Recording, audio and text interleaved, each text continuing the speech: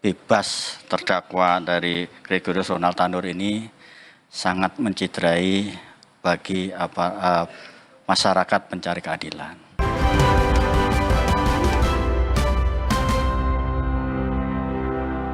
Kita ke sorotan selanjutnya, vonis bebas kepada anak ex-anggota DPR dalam kasus kematian rekan perempuannya Dini Sera Afrianti mengecewakan pihak keluarga korban. Tim kuasa hukum keluarga segera melaporkan 3 hakim ke Badan Pengawas Mahkamah Agung dan Komisi Yudisial atas dugaan pelanggaran kode etik. Kuasa hukum menyatakan akan melaporkan majelis hakim yang memutus vonis bebas terhadap Gregorius Ronald Tanur dalam kasus kematian Dini Sera Afrianti. Selain melapor ke Badan Pengawas MA dan KY, kuasa hukum juga akan membuat laporan ke KPK atas dugaan penyalahgunaan wewenang dan penyuapan. Kuasa hukum kecewa dengan putusan hakim yang menyatakan putra dari mantan politisi PKB itu tidak terbukti melakukan penganiayaan yang menyebabkan korban Dini tewas.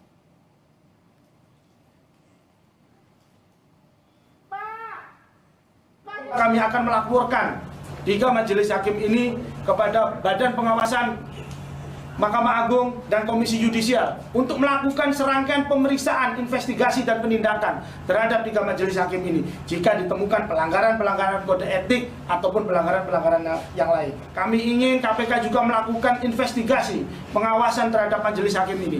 Jika ditemukan adanya indikasi dan adanya bukti dugaan penyalahgunaan hukum dalam tindak pidana korupsi ataupun penyuapan, jika buktinya cukup, kami minta agar KPK juga melakukan penindakan terhadap majelis hakim ini. Terkait vonis bebas anak mantan anggota DPR, kakak almarhum Dini, Ruli Diana, kecewa dan meminta ada upaya banding. Keluarga berharap Ronald Tanur dihukum dalam kasus ini. Sebelumnya, jaksa menuntut terdakwa yang juga kekasih korban dengan hukuman 12 tahun pidana penjara karena menganiaya kekasihnya hingga tewas. Namun hakim PN Surabaya memutus bebas terdakwa.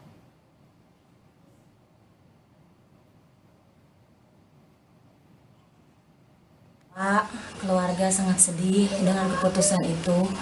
Ya, sebisa mungkin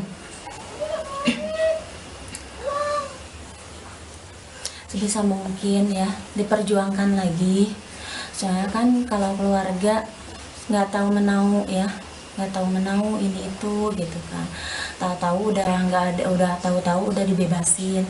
Tadinya kan mau 12 tahun ya, sekarang udah tahu-tahu udah dapat kabar udah mau bebas, udah bebas malahan. Kuasa hukum Ronald Tanur Sugianto mengatakan fakta persidangan tidak menunjukkan penganiayaan Ronald pada Dini. Menurutnya tidak ada keterangan saksi atau CCTV yang menunjukkan Ronald melindas Dini. Pengacara terdakwa menyebut tidak ada saksi yang melihat ada penganiayaan dan CCTV pun tidak menunjukkan penganiayaan. Memang faktanya dari awal kejadian ini tidak ada satupun orang yang tahu, yang melihat peristiwa. Kalau itu ada kejadian pembunuhan atau penganiayaan, itu tidak ada yang tahu. Termasuk CCTV? CCTV pun itu yang ada kan tidak ada menjelaskan bahwa dia itu terlindas atau dia ditabrak, tidak ada. Gambarnya kan dia hanya mobil yang lewat saja. Kejaksaan Negeri Surabaya memastikan mengajukan upaya hukum kasasi atau vonis bebas atas vonis bebas yang dijatuhkan hakim kepada terdakwa. Dalam kasus kematian Dini Sera Afrianti, jaksa menilai pertimbangan hakim tidak mengakomodasi bukti visum dan CCTV. Jaksa yakin Dini meninggal karena dianiaya. Terkait dengan putusan dari majelis hakim tersebut, kami nyatakan pada saat ini kami menyatakan akan melakukan langkah upaya hukum yaitu berupa kasasi. Tentunya nanti akan kami lakukan langkah ini mengingat jangka waktunya itu adalah kurang lebih 14 hari ya. Hasil alat bukti seperti surat atau visum et repertum ver itu di situ sudah ditegaskan di poin ada juga itu mengenai adanya luka di hatinya itu akibat dari benda tumpul. Nah itu juga ada di korban itu pada saat itu ada bukti lindasan dari ban mobil kendaraan. Nah itu merupakan suatu bukti bahwa di situ ada fakta yang harusnya dipertimbangkan juga oleh majelis hakim. Kasus kematian Dini bermula saat ia dan rekannya Ronald Tanur mengunjungi karaoke Black Hole di Surabaya, Jawa Timur sekitar pukul 9:30 malam 3 Oktober 2023 silam. Dalam gelar perkara, keduanya sempat berkaraoke dan minum alkohol. Pada dini hari 4 Oktober, keduanya meninggalkan ruang karaoke dan mulai cekcok. Gelar perkara kemudian mengungkap Ronald menendang dan memukul Dini dengan botol miras 2 kali. Keributan keduanya berlanjut ke lantai basement Mall Landmark. Ronald melajukan kendaraan minibusnya dan melindas Dini. Selanjutnya Ronald berusaha memberikan pertolongan pada Dini dengan membawanya ke Rumah Sakit National Hospital Surabaya. Namun, Dini menghembuskan nafas terakhir pukul 5 pagi.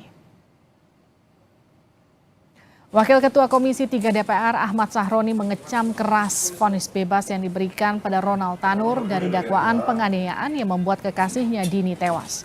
Sahroni bilang putusan hakim memalukan sebab dalam kasus ini jelas ada korban meninggal yang disebabkan tindak pidana penganiayaan.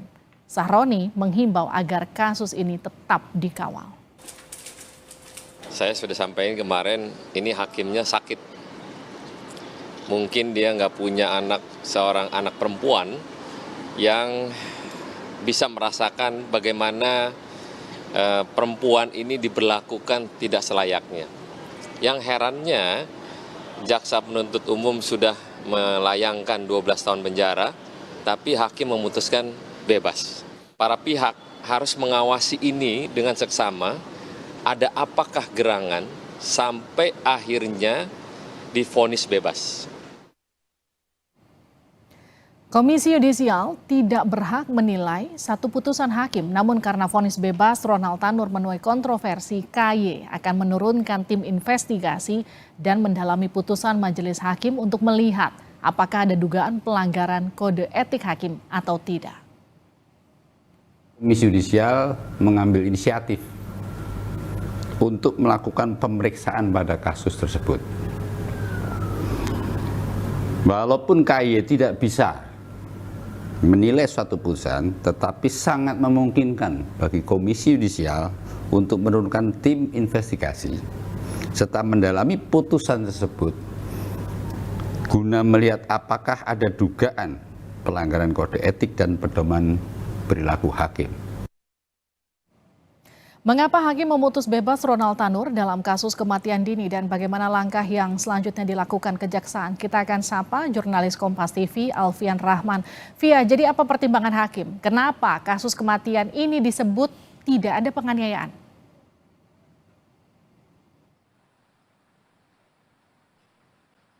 Ya, Livi dan juga saudara, pertimbangan hakim yang untuk memvonis bebas Ronald Tanur dari kasus pembunuhan kekasihnya pada Oktober 2023 lalu ini memang menjadi polemik di masyarakat, tidak hanya bagi keluarga namun juga ke tingkat penegak hukum, salah satunya itu Kejari atau Kejaksaan Negeri Surabaya, untuk mengetahui lebih lengkap bagaimana proses kasasi yang akan dilakukan oleh Kejari Surabaya terkait proses hukum atau vonis hukum dari Ronald Tanur ini. Telah bergabung bersama saya, Livi dan juga saudara, Kepala Kejaksaan Negeri Surabaya Bapak Joko Budi Darmawan yang akan menjelaskan kepada kita, pemirsa Kompas TV. Bapak, mohon izin melapor sedikit.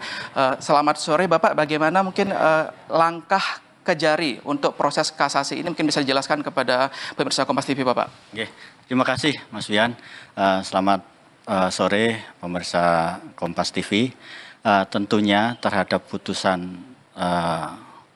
bebas terdakwa dari Gregorius Ronald Tanur ini sangat menciderai bagi masyarakat pencari keadilan.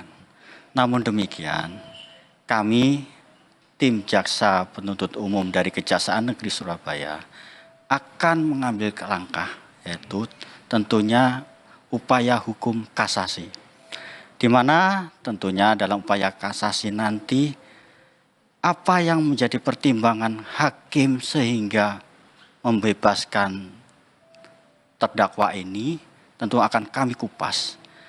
Seharusnya menurut hemat kami tim jaksa penuntut umum, kalau hakim melihat fakta-fakta secara komprehensif lengkap, dari uraian yang kita sajikan, alat bukti yang kita paparkan di persidangan, tentunya hakim seharusnya tidak bebas perkara tersebut sesuai dengan tuntutan kami pasal 338 KUH pidana. Yang menjadi dasarnya apa, Pak? Hakim menurut kemarin dari informasi yang kami dapat dari JPU yang menangani, dalam melakukan pembebasan ini ada dua hal. Secara garis besarnya, tentu yang pertama itu tidak ada saksi yang menerangkan penyebab dari kematian korban. Kita lihat dari awal di persidangan kita tontonkan video dari CCTV. Di sana sudah lihat gimana itu terdakwa mengendarai mobil melindas. Di sana ada kita lihat melindas daripada korban saudara Dini. Kemudian setelah melindas dia berhenti. Dia berhenti di situ. Alamat dugaan adalah petugas security atau petugas keamanan datang. Sempat menanyai dari terdakwa tersebut, Ronald, di mana pada saat itu terdakwa kenal dengan ini yang tergeletak di bawah lantai itu. Yang mengatakan tidak kenal, padahal dia datangnya dari awal sama pulangnya bersamaan. Untungnya ada satu satpam yang mengenali dia bersama-sama. Ya, Livi dan juga saudara, terkait vonis bebas dari Ronald Tanur ini juga kami meminta keterangan atau pendapat dari Guru Besar Hukum Pidana Universitas Airlangga Surabaya, itu Pak Nur Basuki Minarno, yang menilai putusan dari hakim pada Pengadilan Negeri Surabaya 24 Juli 2024 kemarin ini dinilai tidak sesuai dengan fakta. Tentunya kami akan terus memantau bagaimana perkembangan proses kasasi yang dilakukan oleh Kejari Surabaya terkait hasil atau vonis sidang Ronald Tanur kemarin. Kembali kepada Anda, Livi, di studio. Terima kasih telah melaporkan Alfian Rahman dari Surabaya, Jawa Timur.